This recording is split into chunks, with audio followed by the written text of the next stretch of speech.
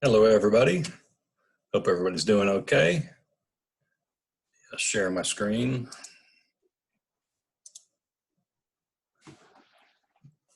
So I've just got a PDF file that I'm going to use to guide my discussion here a little bit.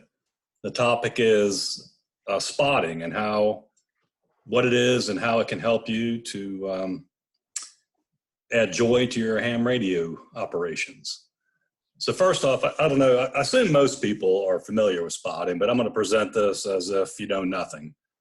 So what is spotting? I mean, spotting is just a term. Mike, excuse me, Mike, just for a second. If you're intending to share your screen, I don't see it shared. So okay, I am intending.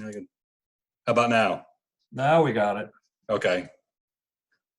I tell Dad, you got double click. Okay, good. Okay, so spotting is just a term that's used for crowdsourcing of exchange of information about stations on HF, VHF, whatever, between people who are hearing stuff and putting in some sort of form where other people can find that information. So you can kind of think of it as, like a crowdsourcing where people will find something, post that they're hearing it in some form, and then other people can pick up and see that list. And then if it's something that they're interested in, can go to that frequency and see if they can contact that station.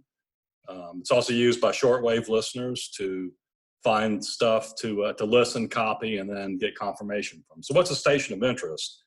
Well, obviously the number one thing is DX entities. People chasing DX and will use these spotting networks, but it doesn't necessarily need to be DX. It could be non-DX if you're looking for states or even particular call signs.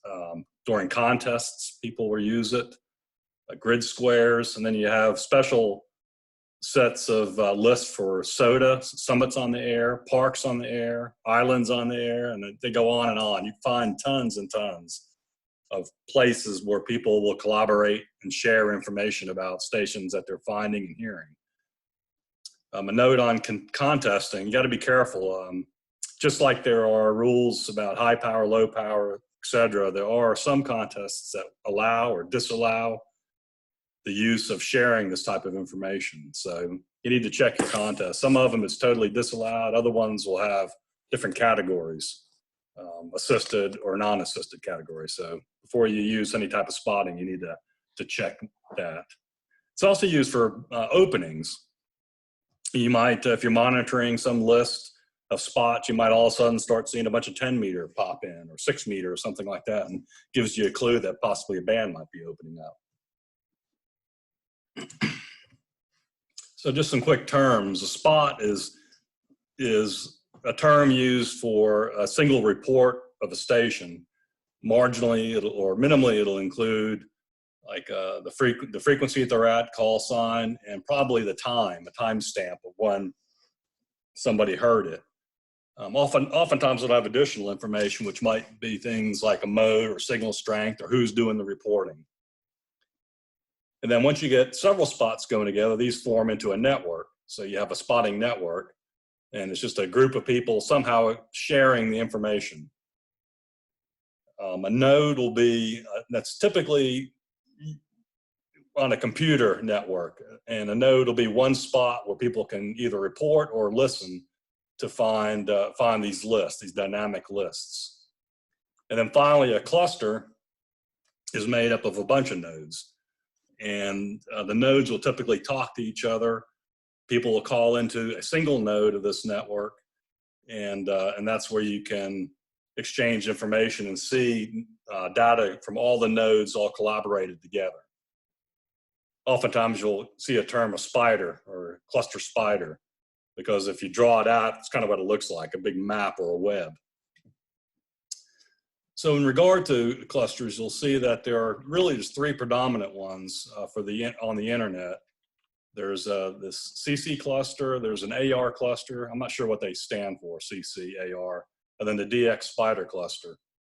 And then I've got some links here for examples of what these things look like. And for the most part, it doesn't really matter which cluster you connect to, it seems like. For the most part, the data percolates across them. So if you you can bring up like these three, I have examples here. If you bring them up simultaneously and sit there and watch them, you know, as spots are coming in, you'll see them pop up on all three networks fairly rapidly for the most part. The big difference between them is they'll have different commands. So I'll get into this a little later, but you can issue different types of commands to these things once you log into them. And the command format syntax is a little different for each one of them. All right, so where can you find or spread spots? And there's a bunch of them, right? Just some simple stuff: repeaters, telephone, packet radio, and then on the internet, you've got telnet access, you got web server access, you got emails and email listservs. So initially, you know, in the way back when, it was done via repeaters and telephone. These are kind of the original methods. You know, I remember back in high school, you know, calling each other on the landline, and Mike, you know, I hear somebody. And then on the repeaters, people would call and listen, particularly in the evenings and contests. We'd call each other on the repeater. So around here, you know, on our local repeater, you know, I'll frequently hear somebody will give me a call, or I'll call out if I know somebody's looking for something and see if I can get them. And then the telephone, if the repeater fails, you can pick them up and call them. So I'm looking for Alaska, and if somebody knows, you know, ZOR knows I'm looking for Alaska, I hope he gives me a phone call. And if that doesn't work, then, you know, texting. So, yeah, if anybody hears Alaska on 160, find me, call me, wake me up. Then the next thing was packet. And a bunch of my buddies back in high school got into packet clusters. I never really did any of this, so I don't know a whole lot about this because, like I say, I never used it. But basically, it's like a digital mode. Uses a TNC terminal interface connected to a 2 meter, and then or usually it's a 2 meter VHF. At least that's what my buddies used to use. And the information then is shared over RF between the computer systems.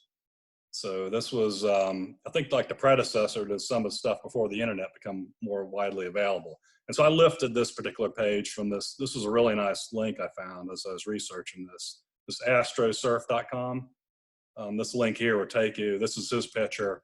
He's got some really good information on original packet clustering as well as clusters in general. And then if somebody wanted to set up one of these things, I found this nice link here with the various nodes in different cities. You can go to a particular city and look and find people who have packet nodes set up that I assume you can still connect to. But nowadays, things have gone more onto the internet, and you can access these things via telnet servers. So or telnet clients, you can access the servers. So in order to do that, you need to know the server's IP address and a node number typically. So you can log in, a port number, I should say. So you can log in and access them. And then depending on the type of cluster, as I was saying earlier, CCAR and DXSpider, you'll get prompted for different information to enter. Typically, almost all of them, when you first log in, will ask you with a login prompt. Like here, you can kind of see it. It'll ask for a login, and just typically you just put your call sign in there. And then you can enter additional stuff like your name. Like here it's saying, please enter your name, your QTH location. It's optional. You can do it, you cannot do it. Once you do it and then you log back in a second time or subsequent times, it'll remember that stuff. And so like here it says, hello, K4CDN. If I was to give them my name, the next time I log in, it would say, welcome Mike, or whatever I entered.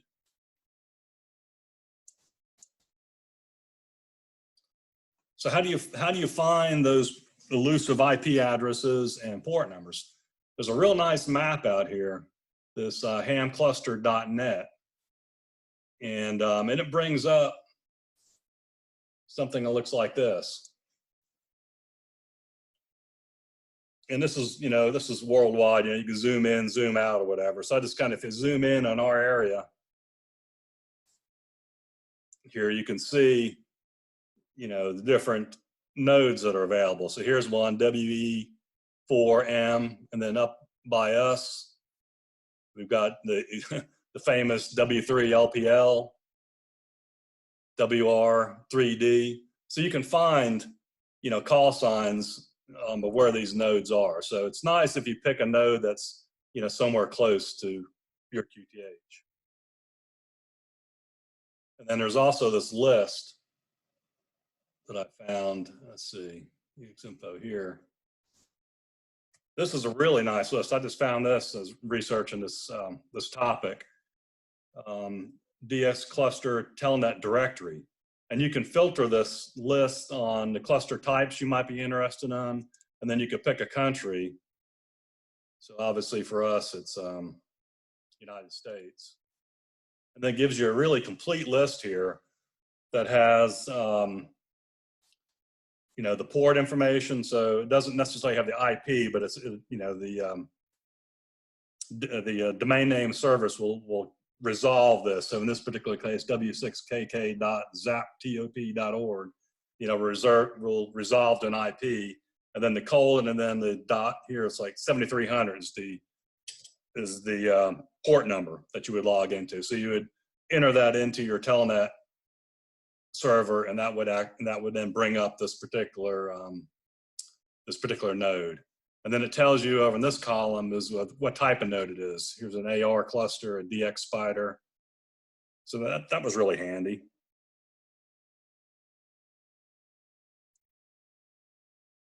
And then nowadays, what's even easier is you can go, there's a lot of internet-based web servers. And I list here a bunch of them if you're not familiar with them, where you can go to find some. A real nice one is this DX Summit. So you bring this up, and here you see this is what they typically look like. Here's another one, Ham QTH, DX Watch. So there's a bunch of these things, and they all kind of have the same information. So what you'll see here is the spotter. So this is the spotter is the guy who's submitting this for other people to peruse.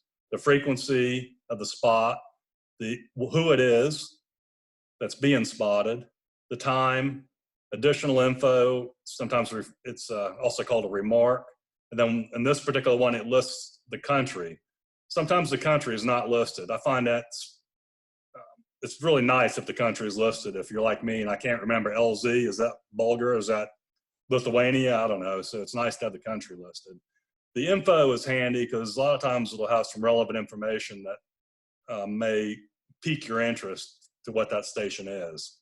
Like here's like parks on the air. You might be chasing parks on the air, and that would be something good to know.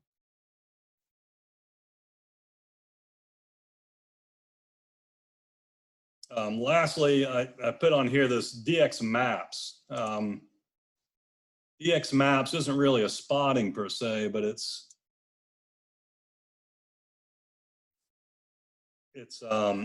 for VHF mostly. So I monitor this for 6 meters, 6 meter openings. And the day that I was putting the slide together, look at this. This is incredible.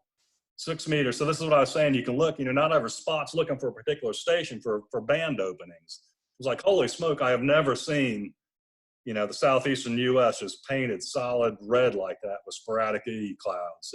It was just incredible.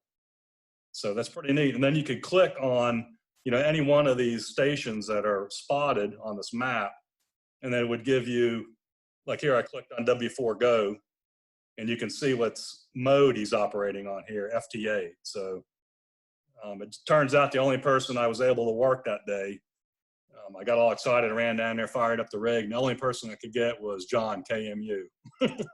Nobody else was working sideband or CW. But what a difference between that and right now, right? There's nothing. And then lastly, email and email servers, right? So we can email each other if we know there's, particular people that are interested, like I'm interested in that Alaska on 160. If anybody hears it, please email me, do everything you can do to wake me up. And then we have our own VWS, where did I put that? Right, we have the R, what do you call it, reflector, right? So I don't know how many people are on this reflector. Somebody could give us the stats on it, but people post, like here, Kazakhstan is one I posted. Let's see what we got here. So Bill posted. So this is real nice if you're interested in local, and this is nice because it's local, right? So if I know Bill's hearing him, there's a good chance I can hear him. So having this local spotting capability is really, really nice. And it's a lot of fun. And so typically, what we'll do here on our little reflector is this is the URL if you want to post to it. Subject is typically the country, and then the body, just real simple, what the call sign is, the frequency, maybe a hint, where you worked them, up one, and then the time. And that's all it is. And you can just send that, maybe a woohoo or got them or, new band. So it's really nice. It's really exciting. And there's a good group of guys and girls on this list right now. So please sign up if you want to help. All right, so what makes a good telnet node? One is that needs to be up all the time so you can connect to it. And I'm talking here as far as, this is specifically for like DX Spider or telnet based ones. K4JW, I like a lot. He's I grew up with him. He was my buddy in high school. We got our license together, and he runs one down in Chattanooga. And as I was going through this, I'm like, man, he's down. And I called him, and he got touched on with that tornado they had down there last Sunday, and took out his towers and his antennas and everything else. So that's kind of heartbreaking. Hopefully, it gets on the air soon. But I listed two other ones here as an example of. So the next thing you need, as well as to being up, is it's what's termed well connected. So there's a couple things. Let me bring this up.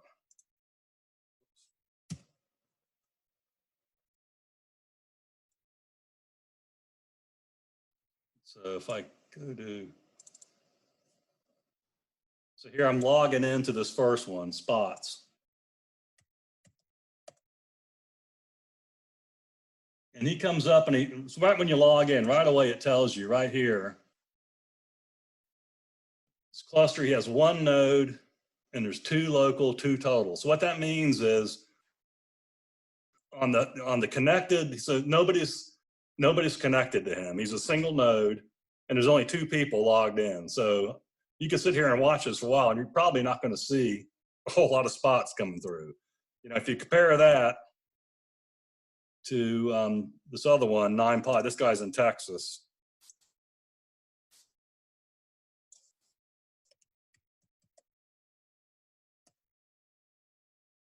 He pops up and he tells me he's got 399 nodes connected to him. There's 678 people connected to his node. And then over all these nodes, these interconnected nodes, there's a total of over 4,000, users in this system right now. So there's a whole bunch of people, right now listening and hopefully submitting spots. So this would be a really good node to monitor, even though he's in Texas. The other thing you can enter in here is this link command. Link tells you how many physical connection, not physical, but how many nodes he's logged into to reach the other nodes, if that makes sense. So this guy here has got no links. This guy here has got a bunch. A whole bunch. So he's linked to a whole bunch of other nodes. And there's some other commands here you can enter to show configuration is real interesting because it shows you the complete breakdown. So this is a list of a node and then all the stations that are connected to the node. So whatever this one is, this one's huge. My gosh. Okay. Oh, that's his node here. So his node, this is the one I connected into. So he's got all these users are all connected to him right now. And you can see they're from all over the world. It's pretty interesting.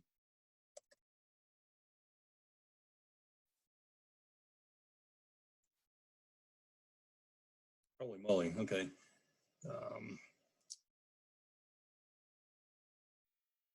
Out of time, I can see. So back on this map here, this is nice because you can click on some of these and it'll give you the links, which is kind of interesting. It shows you, let's see, 3D. So it shows like his interconnecting links. He's got 9 links.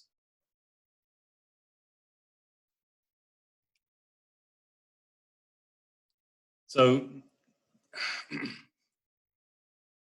you start getting spots and you're going to get a ton of them. So you want to do some filtering to start limiting what you're seeing. And with the DX Spider, you've got up to 10 sets of filters you can put in, reject and accept filters. And the way it works with DX Spider is a spot will come in and go to slot 1 and it'll run it against the reject. And if it matches a reject, if that line is true, it kicks it out and you'll never see it. If it hits an accept, it immediately sends it to you and you'll see it. If neither one of those are true, then it goes to the next slot all the way through until it gets to the last one if you have it defined. And if it makes it all the way through, it'll deliver it to you nonetheless. So if you have no filters defined, it'll get delivered to you. And here are some examples. So, you know, for me, I like the first spot. If it's a local guy I know, puts a spot out, it'll come to me right away, not bother any additional filtering. Otherwise, I'm going to reject spots that are not in my CQ zone because I don't care if somebody's getting spotted in, you know, in Europe somewhere. I'm not going to hear them, so I'm only interested in local. And this is another way to do it. Only show your spots from KW and N stations. If you're not interested in a particular mode, you can filter on the remarks section. Say I'm not interested in FT or JT or CW, sideband, or whatever you want. And then you can do show filter. Show filter will, you know, show you what you got set up. So that's my filters I have set up. And how to clear them. The different nodes, like the CC cluster and the AR, they're slightly different commands, but they're very, very similar. And then if you're using web-based, it's the same type of thing. They've got filters where you can go in here and set up. So if I'm interested in digital and on HF only, you know, and I don't care about VHF, you could do something like that. And you can see that the list here will change. You can, and then here this DX and include. So you can say, interested in DX from, you know, Guinea. Well, there's nothing. Oh, there are some. That's amazing. Or you can say, I'm interested in only reports, filter by spot or call sign. Or again, you can put zones. So I'm interested in zone 5, CQ zone 5. And I only see those. And so again, it's you can read, there's help on how to set this up, and pretty much all of them have got something like that. Here's, you can set up filters for this one, DX cluster, you can set up filters. They've all got things that allow you to do that. And then once you get them here, now they're coming, so a lot of packages will have these built in as well. So I use log for old man. And so once you start getting your spots, they'll start filling in here. So this is coming to me already filtered, but it has nice post filtering. So let's say I'm interested in only, you know, I'm not interested in digital. I'm not interested, and I'm not interested. I only want to see things I haven't worked. Well, there's nothing new. But I want to see ones that I haven't worked on the band yet. So you can, you know, there's a lot of filtering. If I'm only interested in things off to the east, things to the northeast, southeast, it's really, that having this post filtering is really, really nice because it's very quick and easy. So if your package supports it, you know, take full advantage of it.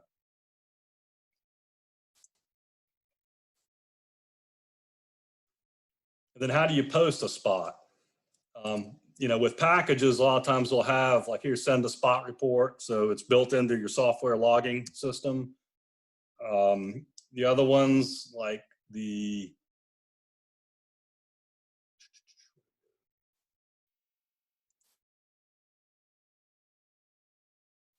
thing is in the way here.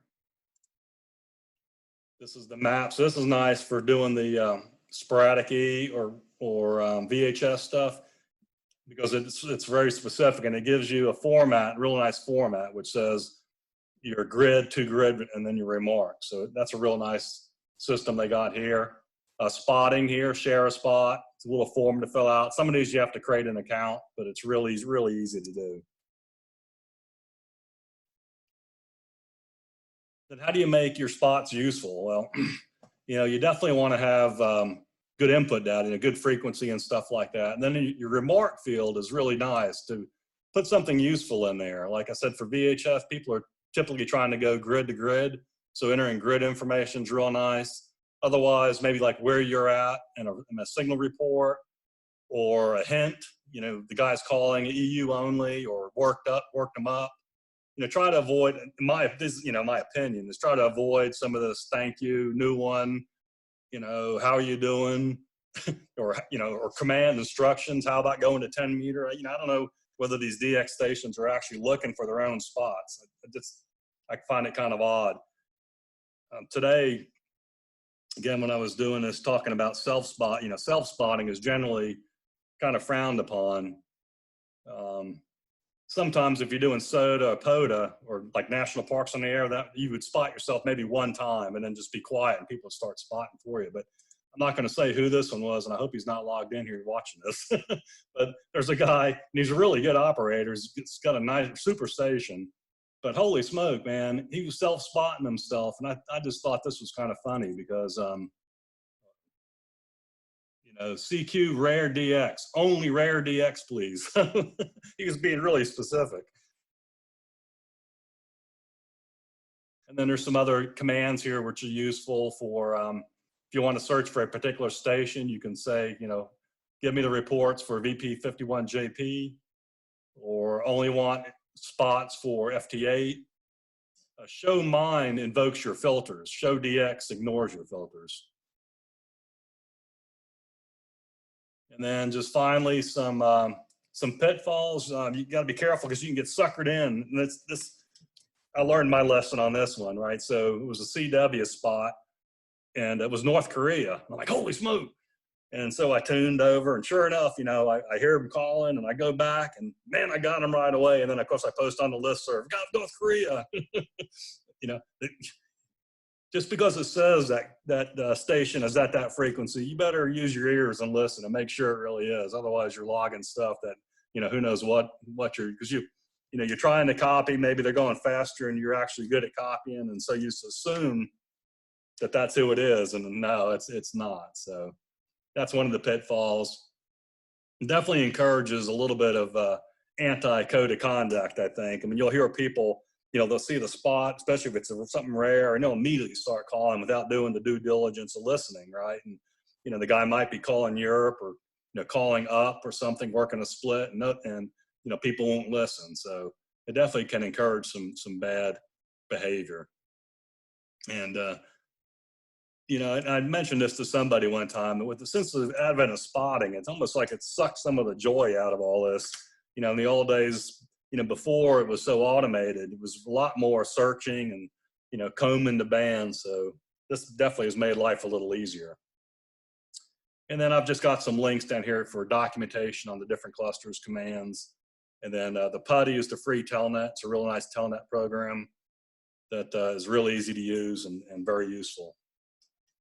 And if you run this, so what I do is I run this here at my office, and if you see a spot, then I run down to the shack, you know, and try to snag it. So it's pretty handy. Well, that's all I have. So if anybody has any questions, I can see if I can answer them. Otherwise, I appreciate the opportunity to share some of this. Any questions for Mike? Don't forget to unmute. Yeah, I got a question, Mike. What band did you work that North Korean station on? God, that was embarrassing.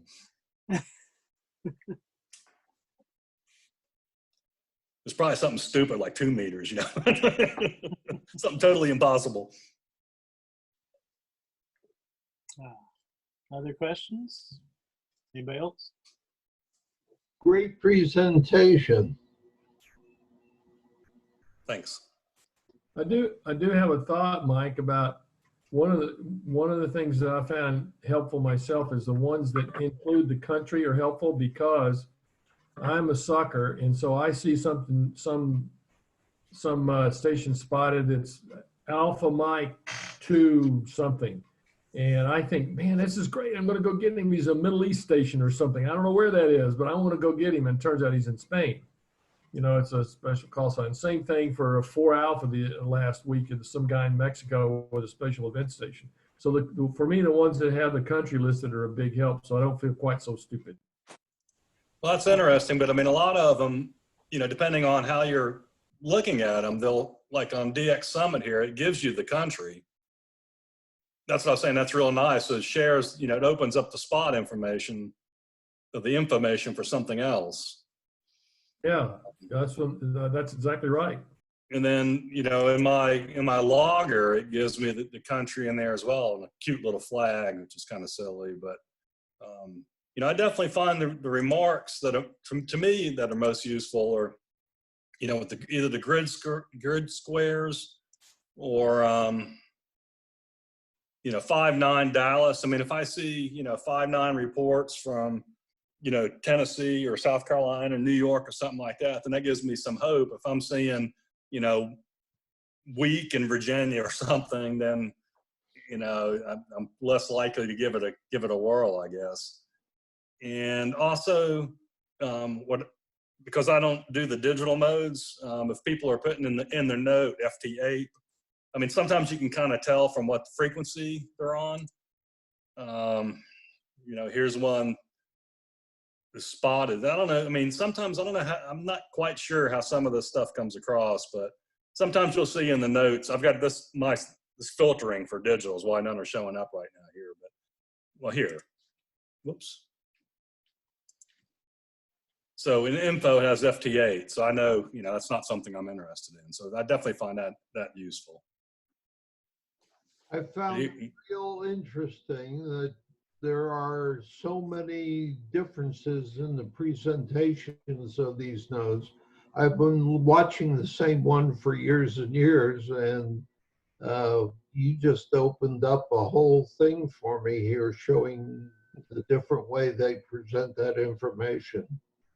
It's really handy. I mean, it's definitely a lot of it. Unless you do some sort of filtering, it's just very overwhelming. You know, I know, like my dad, he didn't have any filtering, and he was seeing all these spots come through, and you know, he's, I can't get any of them. And I said, well, it's because you're looking at spots that are being spotted by people in Europe, you know, and you're not going to hear them. Anyway, okay. Thanks again. That was good. Any other questions for Mike out there? All right. Well, thank you, Mike. Excellent presentation. You know, I learned quite a bit about DX spotting. I haven't done much of that myself. So I'll have to try some of that stuff out. I got some of the websites already opened.